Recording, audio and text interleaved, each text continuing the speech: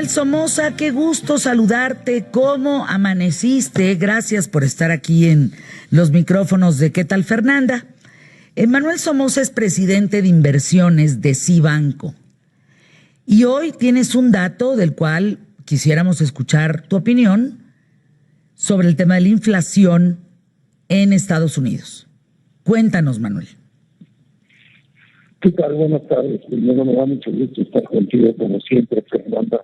Y sí, ayer en la mañana salió el dato de la inflación en Estados Unidos para el mes de septiembre. Manuel, ¿me permites retomar la llamada contigo porque te escucho? ¿Cómo podríamos? En el lenguaje de radio sería como con mucho gis. Así como cada profesión tiene su argot. Pero se oye como si estuvieras así hablando, ya sabes, como muy pegado así. Y eso pues no permite claridad. Pero estamos ya contigo, Manuel, sobre este dato de la inflación de Estados Unidos y también pues cómo podría afectar esto a los fondos de inversión, que me parece importante. Ahora, la inflación de Estados Unidos volvió a crecer por encima de lo previsto. Llegó a 5.4 anual en comparación con septiembre del año pasado. Y bueno, sí se registró en Estados Unidos aumentos notables en precios de alimentos y de alquileres. Y si tú ves en México cosas que vienen de Estados Unidos, hechas en Estados Unidos, están carísimas. También subieron mucho de precio. Manuel, ¿estás conmigo ya en la línea? ¿Manuel? Sí, yo te escucho. Ahora perfecto. Sí, te escuchamos perfecto. Adelante, gracias. Te decía, ayer salió la inflación del mes de septiembre en Estados Unidos. Se esperaba que hubiera crecido 0.3 y el dato definitivo fue 0.4. Y la inflación anual, es decir, de enero al mes de septiembre, se esperaba en 5.3 y se subió a 5.4, que era el mismo dato que ya habíamos visto en el mes de julio, es decir, rebotó un poquito.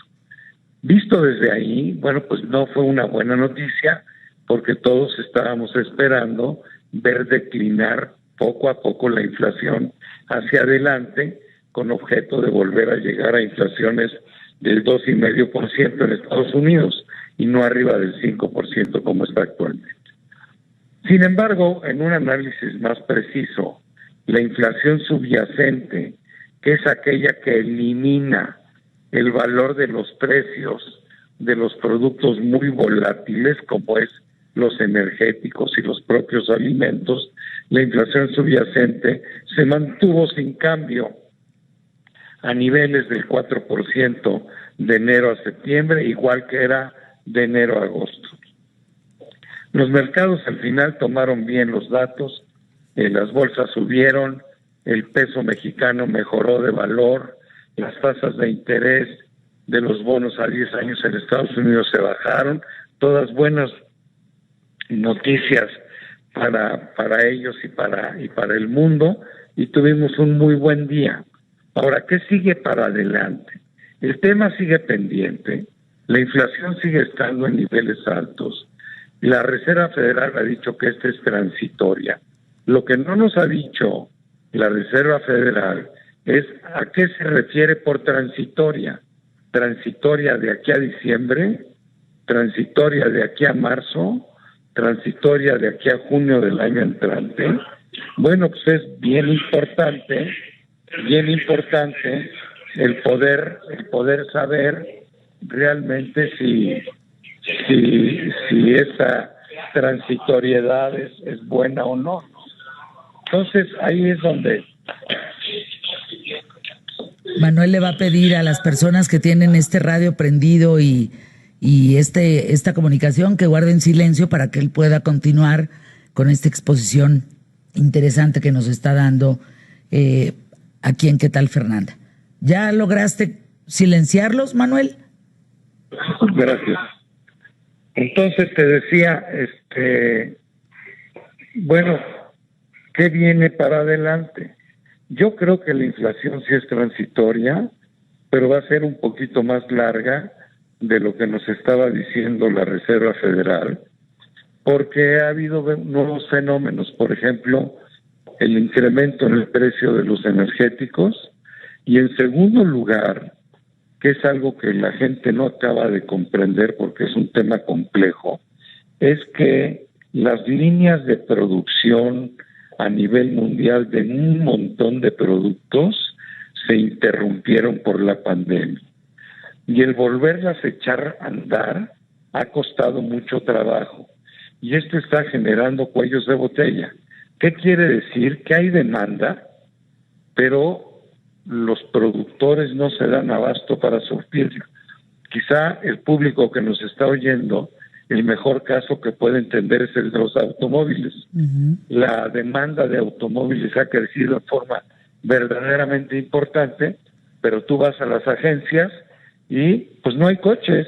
Y no hay coches porque las armadoras no pueden terminar los vehículos porque les faltan unas cosas que se llaman chips, ¿no? Y que son fundamentales para tener el automóvil completo. Y esto pasa en Alemania y pasa en Japón, en los grandes países productores, en Estados Unidos, y por ejemplo nos pasa en México.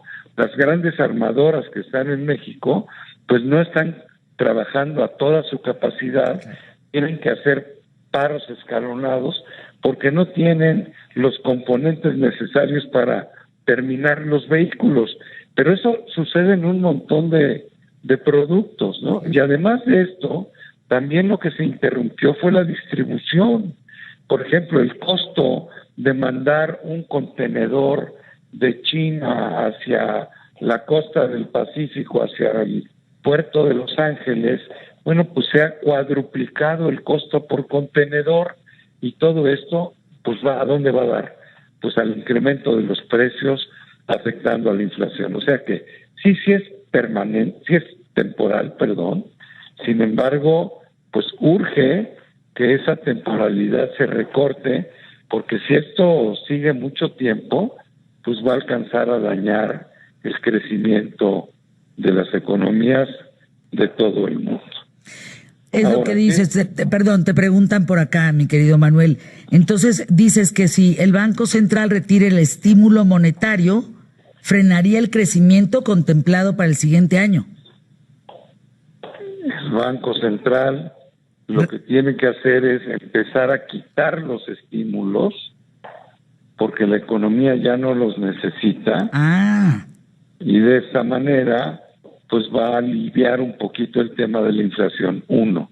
Y 2, los gobiernos se tienen que poner las pilas para ayudar a que los cuellos de botella en la distribución de las mercancías sea mucho más ágil y que las líneas de producción se empiecen a activar nuevamente, a normalizar en todo el mundo. Nosotros creemos que esto es temporal, que vamos a ver ya en el comienzo del año entrante solucionados muchos de estos temas, y que seguramente para el primer trimestre del año entrante ya veamos claramente cómo la inflación en Estados Unidos empieza a desacelerarse y a enfocarse en una inflación más del orden del 2,5% que arriba del 5%, que es donde lo estamos viendo al día de hoy. Bien. Si esto sucede, bueno, pues va a ser bueno para las inversiones que nosotros tenemos en los sectores productivos, tanto en Estados Unidos como en Europa y como en Asia. O sea que estamos moderadamente optimistas. Los mercados en septiembre, Fernanda, no fue un buen mes para los mercados. Se perdieron alrededor de entre 3 y 4% de valor en los activos de riesgo, y nosotros creemos que esto se puede recuperar, esa pérdida de septiembre, en los próximos 3 meses. Pero sobre todo lo que nomás nos vamos a estar fijando es en cómo vienen los resultados de las empresas al tercer trimestre. Si estos resultados son como los que hemos empezado a ver desde esta semana, donde son muy por encima de los previamente estimados, pues yo creo que nuestra predicción de que los mercados van a rebotar a los máximos que llegaron a tener en el mes de agosto se va a cumplir. Pues agradecemos mucho la información, mi querido Manuel, sobre todo la certeza de esta. Danos los datos, dónde podemos localizarte, si queremos invertir contigo, cómo le tenemos que hacer y darnos cuenta que ya son tiempos para invertir de manera distinta, a través de un portafolio, de las bolsas, en fin, enterarnos, además, ¿no? Es un buen momento Claro. para balancear los portafolios. Que nos llamen al 55 11 00 15 86 y estoy seguro que les vamos a dar un buen consejo. 55 11 00 15 86 y ahí, dependiendo del perfil de riesgo de cada cliente, pues le haremos la recomendación que corresponda. Por eso manejamos portafolios muy a la medida de las necesidades de nuestros clientes. Vuelvo a repetir el número: 55 11 00 15 86. 55 11 00 15 86. Gracias, Manuel. Anuncios QTF.